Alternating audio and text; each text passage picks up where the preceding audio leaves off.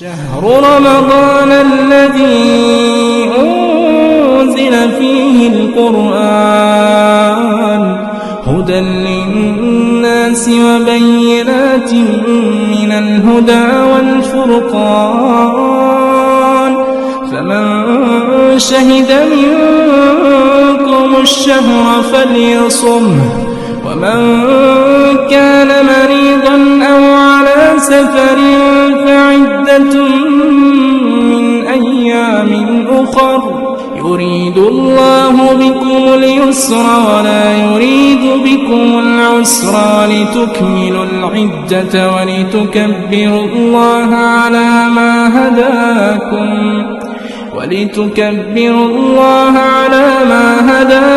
ولعلكم تشكرون.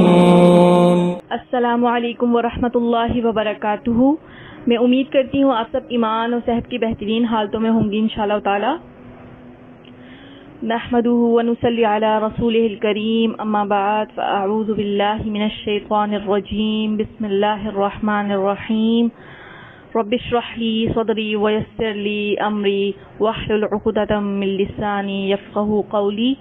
اللہم فقہنا فی الدین. آمین. آج ہم دیکھتے ہیں فضل الصوم، روزے کی فضیلت. رمضان المبارک کے شروع ہوتے ہی جنت کے دروازے کھول دیے جاتے ہیں اور جہنم کے دروازے بند کر دیے جاتے ہیں. اس کی دلیل ہم دیکھتے ہیں.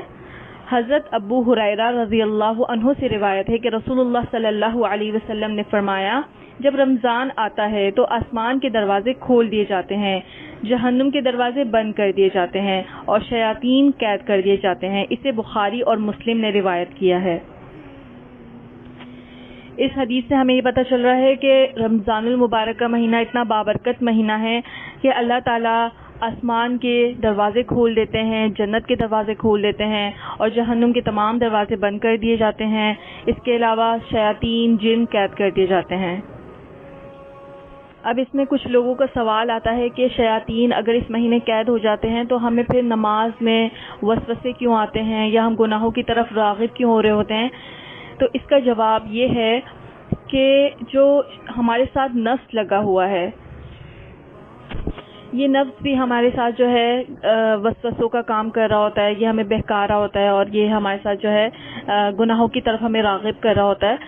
کیونکہ جب شیطان پورے سال اس نفس کے ساتھ ہوتا ہے اور اس نفس کو بہکاتا رہتا ہے، تو جب بری صحبت میں ایک انسان ہوتا ہے تو پھر اس کو تھوڑا سا ٹائم لگتا ہے اپنے نفس کو کنٹرول کرنے میں، کیونکہ جو بری عادت ہوتی ہے وہ اتنی جلدی تو نہیں چھٹتی نا. تو جو شیطان ہوتا ہے وہ اس نفس پر جو ہے پورے سال کام کر کے جا چکا ہوتا ہے، لیکن اس کے جانے کے بعد بھی جو ہے ہمارا نفس جو ہے وہ شیطان کے کہنے پر ہی چل رہا ہوتا ہے. تو اسی وجہ سے ایک تو شیطان ہمیں بہکاتا ہے اور ہمارے دل میں وسوسے ڈالتا ہے، اور دوسرا نفس جو ہے بہت زیادہ ضروری ہے کہ اس کو ہمیں کنٹرول کرنا ہے، کیونکہ جب تک ہمارا نفس قابو میں نہیں آئے گا ہم گناہوں سے نہیں بچ سکتے. اللہ تعالیٰ نے یہ مہینہ ہمیں اسی لیے دیا ہے کہ ہم جو ہے روزے رکھ کر، نمازیں پڑھ کر اپنے آپ کو ہم اپنے نفس کو قابو پا سکیں اور اپنے آپ کو گناہوں سے بچا سکیں. اور سب سے زیادہ ضروری ہے کہ ہم اپنے اندر تقویٰ پیدا کریں. جب تک ہمارے اندر تقویٰ نہیں آئے گا ہم جو ہے ان گناہوں سے نہیں بچ سکتے. تقویٰ کیا ہے؟ کانشیس ہو کے ہر کام کرنا، اللہ کے خوف، اللہ کا ڈر. جب تک ہمارے دل میں اللہ کا خوف، اللہ کا ڈر نہیں پیدا ہوگا ہم گناہوں سے نہیں دور ہو سکتے. ٹھیک ہے، سب سے پہلے ہمیں یہ دیکھنا ہے کہ ہم اگر کوئی گناہ کر رہے ہیں تو کوئی نہیں دیکھ رہا لیکن اللہ دیکھ رہا ہے. جب ہمارے دل میں یہ بات آ جائے گی کہ اللہ دیکھ رہا ہے تو ہم اس کام سے، اس گناہ سے رک جائیں گے. اور ہمیں اسی طریقے سے اپنے نفس کو بھی قابو پانا ہے، اور جب ہم اپنے نفس کو لگام دیں گے، اپنے نفس پہ قابو پائیں گے تو انشاءاللہ ہم ہر گناہ سے بچ سکتے ہیں اور اچھے کاموں میں اپنا جو ہے وقت لگائیں تاکہ یہ بری صحبت سے ہم نکل سکیں. آگے ہم دیکھتے ہیں رمضان میں عمرے کا ثواب حج کے برابر ملتا ہے. اس کی دلیل دیکھتے ہیں. حضرت عطا رحمۃ اللہ علیہ کہتے ہیں، میں نے حضرت عبداللہ بن عباس رضی اللہ عنہما سے سنا کہ رسول اللہ صلی اللہ علیہ وسلم نے انصار کی ایک عورت ام سنان سے فرمایا. حضرت عبداللہ بن عباس رضی اللہ عنہما نے اس عورت کا نام بھی لیا مگر میں بھول گیا ہوں. تم ہمارے ساتھ حج پر کیوں نہیں چلتی؟ عورت نے عرض کیا ہمارے پاس صرف 2 اونٹ تھے، ایک پر میرا شوہر اور بیٹا دونوں حج کے لیے گئے ہیں، اب ایک اونٹ گھر میں ہے جس پر ہم پانی وغیرہ لاتے ہیں۔ رسول اللہ صلی اللہ علیہ وسلم نے فرمایا اچھا جب رمضان آئے تو عمرہ کر لینا، اس کا ثواب بھی حج کے برابر ہے۔ اسے مسلم نے روایت کیا ہے۔ اس حدیث میں ہمیں حضرت عطا رحمۃ اللہ علیہ سے پتہ چلا کہ انہوں نے حضرت عبداللہ بن عباس رضی اللہ عنہما سے سنا کہ حضرت عبداللہ بن عباس کون تھے؟ حضرت وسلم کے چچا تھے، ٹھیک ہے۔ تو حضرت وسلم نے یہ حدیث بتائی تو ان سے سنتے ہوئے انہوں نے آگے بیان فرمائی ہے۔ تو اس حدیث سے ہمیں یہ پتہ چل رہا ہے کہ یہ عورت صاحب استطاعت تھی لیکن حج پر نہیں جا رہی تھی، تو نبی پاک صلی اللہ علیہ وسلم کو عورتوں کے دین کی اتنی فکر تھی جتنی فکر مردوں کے دین کی تھی۔ تو اس پر جب اس نے اپنی بات بتائی کہ میں اس وجہ سے حج پر نہیں جا پا رہی، تو نبی اکرم صلی اللہ علیہ وسلم نے کہا کہ اب جب رمضان آئے تو عمرہ کر لینا، اس کا ثواب بھی حج کے برابر ہے۔ تو اگر کسی کے ساتھ کوئی مجبوری آ جاتی ہے یا کوئی بھی پرابلم کی وجہ سے وہ حج پر نہیں جا سکتے تو پھر وہ عمرہ کر لیں، عمرے کا ثواب بھی حج کے برابر ہے رمضان کے مہینے میں۔ آگے ہم دیکھتے ہیں روزے قیامت کے دن روزے دار کی سفارش کرے گا۔ اس کی اب ہم دلیل دیکھ لیتے ہیں کہ روزہ قیامت کے دن روزے دار کی سفارش کرے گا۔ حضرت عبداللہ بن عمر رضی اللہ عنہ سے روایت ہے کہ رسول اللہ صلی اللہ علیہ وسلم نے فرمایا روزہ اور قرآن قیامت کے دن بندے کے لیے سفارش کریں گے۔ روزہ کہے گا اے میرے رب میں نے اس بندے کو کھانے پینے اور اپنی خواہشات پوری کرنے سے روکے رکھا، لہٰذا اس کے بارے میں میری سفارش قبول فرما۔ قرآن کہے گا اے میرے رب میں نے اس بندے کو رات قیام کے لیے سونے سے روکے رکھا، لہٰذا اس کے بارے میں میری سفارش قبول فرما۔ چنانچہ دونوں کی سفارش قبول کی جائے گی۔ اسے احمد اور طبرانی نے روایت کیا ہے۔ اس حدیث سے ہمیں یہ پتہ چل رہا ہے کہ قیامت کے دن قرآن اور روزہ جو ہے سفارش کرے گا۔ تو یہ رمضان کے مہینے میں جو لوگ روزے نہیں رکھ رہے ہیں وہ روزہ رکھیں، اور جو قرآن نہیں پڑھتے ان کو چاہیے کہ قرآن کی زیادہ سے زیادہ تلاوت کریں اور نوافل میں زیادہ سے زیادہ قرآن کو پڑھیں اور تراویح میں قرآن پڑھیں، کیونکہ یہی قیامت کے دن ہماری سفارش کریں گے۔ اور جو لوگ کہتے ہیں کہ فلاں بزرگ یا فلاں بابا یا فلاں جو ہے جن سے بیعت لی جاتی ہے وہ ہماری سفارش کریں گے، تو اس دلیل سے ہمیں پتہ چل رہا ہے کہ قرآن اور روزہ ہماری سفارش کرے گا۔ تو قرآن تو ہمارے گھروں میں موجود ہے کہ قرآن سفارش کرے گا، تو جو چیز ہمارے گھر میں موجود ہے ہم اس کو نہیں پڑھتے، ہم اس سے علم نہیں لیتے، لیکن ہم جو لوگ نہیں ہماری سفارش کر سکتے ہم ان کے پیچھے بھاگ رہے ہیں۔ تو یہ دلیل ہے کہ قرآن ہماری سفارش کرے گا، تو زیادہ سے زیادہ قرآن کو پڑھیں، اور جو لوگ روزے نہیں رکھ رہے ان کو چاہیے کہ روزے رکھیں۔ اللہ تعالی ہم سب کو قرآن پڑھنے اور روزے رکھنے کی توفیق عطا فرمائے۔ آگے ہم دیکھتے ہیں روزے کا اجر بے حساب ہے۔ حضرت ابو ہریرہ رضی اللہ عنہ کہتے ہیں رسول اللہ صلی اللہ علیہ وسلم نے فرمایا اللہ عز و جل فرماتا ہے کہ ابن آدم کا ہر عمل اس کے لیے ہے سوائے روزے کے، روزہ میرے لیے ہے اور میں ہی اس کا اجر دوں گا، اور روزہ آگ سے ڈھال ہے، لہٰذا جس روز تم میں سے کسی کا روزہ ہو اس روز وہ فحش گوئی نہ کرے اور بیہودہ کلامی نہ کرے، اور اگر کوئی دوسرا اس سے گالی گلوچ کرے یا لڑائی کرے تو روزے دار کو صرف اتنا کہنا چاہیے میں روزے دار ہوں۔ اس ذات کی قسم جس کے ہاتھ میں محمد صلی اللہ علیہ وسلم کی جان ہے، روزے دار کے منہ کی خوشبو قیامت کے دن اللہ تعالیٰ کو مشک کی خوشبو سے بھی زیادہ پسندیدہ ہوگی۔ روزے دار کے لیے 2 خوشیاں ہیں جن سے وہ فرحت حاصل کرے گا، پہلی جب وہ روزہ افطار کرتا ہے تو خوش ہوتا ہے، دوسری جب وہ اپنے رب سے ملے گا اور روزے کے بدلے میں اپنے رب سے انعام پائے گا تو خوش ہوگا۔ اسے بخاری نے روایت کیا ہے۔ یہ حدیث جو ہے یہ حدیث قدسی ہے، اس میں اللہ تعالیٰ خود فرما رہا ہے، یہ اللہ تعالیٰ کے اپنے الفاظ ہیں۔ تو اللہ تعالیٰ نے روزے کا اجر بے حساب بتایا، ہمیں کوئی لمیٹڈ اجر نہیں بتایا، کوئی فکس اجر نہیں بتایا۔ اللہ تعالیٰ نے کہا ہے روزے دار کا جو اجر ہے اس کو میں بے حساب دوں گا۔ تو جو لوگ روزے رکھ رہے ہیں ان کے لیے یہ خوشخبری ہے کہ ان کو بے حساب اجر ملے گا، ابھی دنیا میں تو ان کو کچھ نہیں ملتا، لیکن انشاءاللہ آخرت میں ان کو اس کا بے حساب اجر ملے گا. تو ہمیں روزے رکھنے چاہیے، اور جو لوگ روزے چھوڑ رہے ہیں ان کو بھی یہ حدیث سنائیں تاکہ وہ لوگ روزے رکھیں کہ روزے کا اجر کتنا زیادہ ہے، اور بے حساب اجر ہے کہ اس کی کوئی لمٹ ہی نہیں ہے. اور دوسری بات یہ کہ اگر کسی نے روزہ رکھا ہوا ہے تو اگر کوئی فحش گوئی کر رہا ہے یا بیہودہ کلامی کر رہا ہے تو اس سے بچنا چاہیے، گالی گلوچ لڑائی سے بچنا چاہیے. لیکن اگر کوئی آپ کو غصہ دلا رہا ہے تو پھر آپ ان سے بحث نہ کریں، لڑائی نہ کریں. آپ صرف اتنا کہہ دیں کہ میں روزے دار ہوں اور میں روزے سے ہوں، تو میں اس سے نہیں، مطلب یعنی کہ میں آپ سے بحث نہیں کر سکتا یا کر سکتی. ٹھیک ہے. پھر آگے نبی اکرم صلی اللہ علیہ وسلم نے فرمایا کہ روزے دار کی جو منہ کی خوشبو ہے وہ قیامت کے دن اللہ تعالیٰ کو مشک کی خوشبو سے بھی زیادہ پسندیدہ ہوگی. تو روزہ اللہ تعالیٰ کو کتنا پسندیدہ ہے کہ انسان اللہ تعالیٰ کی راہ میں روزہ رکھتا ہے اور پورا دن بھوکا پیاسا رہتا ہے، تو اللہ تعالیٰ کو اس کی منہ کی خوشبو بھی قیامت کے دن مشک کی خوشبو سے بھی زیادہ پسندیدہ ہوگی، کیونکہ مشک کی خوشبو تو جنت کی خوشبو ہے، تو اس سے بھی زیادہ جو ہے اللہ تعالیٰ کو انسان کی منہ کی خوشبو پسند ہوگی. اور روزے دار کے لیے 2 خوشیاں ہیں. پہلی خوشی تو ہم دنیا میں ہی لے لیتے ہیں، جب ہم روزہ افطار کرتے ہیں تو ہمیں خوشی ہوتی ہے، اور دوسری خوشی جب ہم اپنے رب سے جا کر ملیں گے تو ہمیں اللہ تعالیٰ انعام کی صورت میں بے حساب اجر دے گا. اب ہمیں نہیں پتا کہ روزے کا اجر کیا ملے گا ہمیں، تو انشاءاللہ جو لوگ روزہ رکھ رہے ہیں تو انشاءاللہ اللہ تعالیٰ سے امید رکھیں کہ جب اللہ تعالیٰ سے ملاقات کریں گے تو اللہ تعالیٰ ان کو اس کا اجر بے حساب دے گا انشاءاللہ. آگے ہم دیکھتے ہیں روزے داروں کے لیے جنت میں ایک خصوصی دروازہ بنایا گیا ہے جس کا نام ریان ہے. اس کی دلیل ہم دیکھتے ہیں.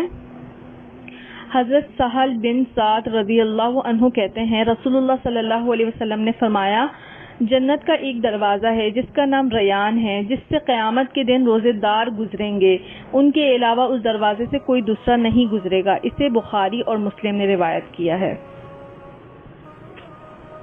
تو اس حدیث سے ہمیں پتہ چل رہا ہے ویسے تو جنت کے 8 دروازے ہیں، اور ان 8 دروازوں میں سے ایک دروازے کا نام ریان ہے، اور اس میں سے جو ہے اسپیسیفک جو روزے دار ہوں گے وہی اس دروازے سے انٹر ہوں گے.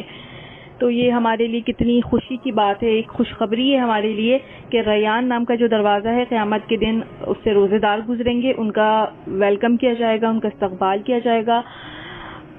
آج ہمیں دنیا میں کوئی اتنی عزت دے یا کوئی ویلکم کرے، یا فار ایگزامپل شادی وغیرہ میں جو برائڈ ہوتی ہیں وہ جب انٹر ہوتی ہیں تو ان کو جو ویلکم اور ان کے اوپر جو پھول پھینکے جا رہے ہوتے ہیں اور ان کا استقبال کیا جا رہا ہوتا ہے، ویلکم کیا جا رہا ہوتا ہے، تو وہ کتنی خوش ہو رہی ہوتی ہیں. تو سوچیں جو روزے دار ہوں گے ان کو قیامت کے دن اسپیشل دروازے سے ان کو انٹر کیا جائے گا، کیا عزت افزائی کی جا رہی ہوگی، اور سارے فرشتے ارد گرد جمع ہوں گے اور سب سلامتی بھیج رہے ہوں گے. تو روزے داروں کے لیے تو یہ بہت بڑی خوشخبری ہے. تو جو لوگ روزے رکھ رہے ہیں ان کو خوش ہونا چاہیے کہ اللہ تعالیٰ نے ہمیں یہ روزے جیسی نعمت عطا کی، اور جو لوگ روزے نہیں رکھ رہے ہیں ان سے میری گزارش ہے کہ وہ ضرور روزہ رکھیں، کیونکہ روزے داروں کے لیے بہت زیادہ خوشخبریاں ہیں. اور اللہ تعالیٰ ہم اگر روزہ رکھ رہے ہیں تو اللہ تعالیٰ ہمارے روزوں کو قبول فرمائے، آمین. اب ہم آگے دیکھتے ہیں. رمضان کا پورا مہینہ ہر رات اللہ تعالیٰ لوگوں کو جہنم سے نجات دلاتے ہیں. اب ہم اس کی دلیل دیکھتے ہیں. حضرت ابو ہریرہ رضی اللہ عنہ سے روایت ہے کہ رسول اللہ صلی اللہ علیہ وسلم نے فرمایا رمضان کی پہلی رات ہی شیاطین اور سرکش جن باندھ دیے جاتے ہیں، جہنم کے سارے دروازے بند کر دیے جاتے ہیں، ان میں سے کوئی ایک دروازہ بھی کھلا نہیں رہنے دیا جاتا، اور جنت کے سارے دروازے کھول دیے جاتے ہیں، ان میں سے کوئی ایک دروازہ بھی بند نہیں رہنے دیا جاتا، اور ایک منادی کرنے والا فرشتہ اعلان کرتا ہے اے بھلائی کے چاہنے والے آگے بڑھ اور دیر نہ کر، اے شر کے چاہنے والے رک جا. اور رمضان کی ہر رات اللہ تعالیٰ لوگوں کو جہنم سے آزاد کرتے ہیں. اسے ابن ماجہ نے روایت کیا ہے. اس حدیث سے ہمیں یہ پتہ چل رہا ہے کہ رمضان کا پورا مہینہ ہر رات جو ہے اللہ تعالیٰ لوگوں کو جہنم سے نجات دلا رہے ہوتے ہیں، اور اس مہینے میں جو شیاطین جن جتنے بھی سرکش جن ہوتے ہیں وہ سب بند کر دیے جاتے ہیں، جہنم کے دروازے بھی بند کر دیے جاتے ہیں، اور کوئی بھی دروازہ نہیں کھولا جاتا، اور جنت کے سارے دروازے کھول دیے جاتے ہیں. کوئی دروازہ ایسا نہیں ہوتا جو بند ہو. اور پھر ایک منادی جو فرشتہ ہے وہ اعلان کرتا ہے کہ اے بھلائی کے چاہنے والے آگے بڑھ اور دیر نہ کر، اور اے شر کے چاہنے والے رک جا۔ اور رمضان ہر رات اللہ تعالیٰ لوگوں کو جہنم سے آزاد کرتے ہیں۔ تو اس حدیث سے ہمیں یہ پتہ چل رہا ہے کہ یہاں پر جو ہے فرشتہ اعلان کر رہا ہے کہ جو بھلائی کے چاہنے والے ہیں آگے بڑھو، یہ مہینہ اتنا بابرکت مہینہ ہے، اس مہینے میں انسان زیادہ سے زیادہ انسان کو نیکیاں کرنی چاہیے۔ اور پھر کہتا ہے فرشتہ اے شر کے چاہنے والے رک جا، یعنی اگر کوئی برائی کر رہا ہے یا گناہوں میں ملوث ہوا ہے تو اس کو چاہیے کہ وہ رک جائے۔ تو رمضان ہمارا جو ہے ٹریننگ کا مہینہ ہوتا ہے، اس مہینے میں ہم جو ہے زیادہ سے زیادہ نیکیوں میں اپنا اضافہ کریں، زیادہ سے زیادہ نیک کام کریں اور اپنے آپ کو جو ہے گناہوں سے زیادہ بچائیں۔ اور اس مہینے میں جو ہم کام کریں گے تو پھر وہ آگے ہماری یہ ٹریننگ کا مہینہ ہوتا ہے، جو بھی ہم کام کرتے ہیں پھر آئندہ کے لیے ہم جو ہے اس چیز کے لیے پریپیئر ہو رہے ہوتے ہیں، تیاری کر رہے ہوتے ہیں کہ پھر ہم گناہوں سے اگر بچنے کی کوشش کرتے ہیں ایک مہینہ تو پھر آئندہ کے لیے پھر ہمارے لیے گناہوں سے بچنا آسان ہو جاتا ہے۔ تو ہمیں اس مہینے زیادہ سے زیادہ نیکیاں کمانی ہیں، قرآن پڑھنا ہے، نمازیں پڑھنی ہیں، تراویح پڑھنی ہے اور روزے کھلوانے ہیں اور لوگوں سے اچھی بھلی بات کرنی ہے، حسن سلوک کے ساتھ لوگوں کے ساتھ پیش آنا ہے، غصہ نہیں کرنا، اپنے غصے کو کنٹرول کرنا ہے، اپنے نفس پہ کنٹرول کرنا ہے اور بڑوں کی عزت اور چھوٹوں پر شفقت کرنی ہے اور سب سے احسن طریقے سے جو ہے معاملات کریں، رشتہ داروں کے ساتھ سب کو تحفے تحائف بھیجیں اور سب کو جو ہے رمضان افطاری میں بلائیں، سب کے ساتھ اچھے سے معاملہ کریں، ٹھیک ہے، کسی کے ساتھ بھی جو ہے ایسا معاملہ نہ کریں کہ اللہ تعالیٰ کو برا لگ جائے۔ تو اس مہینے میں زیادہ سے زیادہ، کیونکہ اس مہینے میں جتنی بھی ہم نیکیاں کریں گے تو ہمارے لیے ہی صدقہ جاریہ ہوں گی۔ اگر ہم کوئی نیکی کر رہے ہیں تو یہ نیکیاں پھر انشاءاللہ قیامت کے دن ہمارے کام آئیں گی، کیونکہ قیامت والے دن تو ہم ایک ایک نیکی کو ترسیں گے۔ تو کیوں نہ یہ مہینہ اگر اتنا بابرکت مہینہ ہے اور نیکیوں کا مہینہ ہے تو ہمیں چاہیے کہ زیادہ سے زیادہ اس مہینے کو ہم پانے کی کوشش کریں اور طاق راتوں میں جاگیں اور طاق راتوں کو پانے کی اللہ تعالیٰ ہم سب کو توفیق دے۔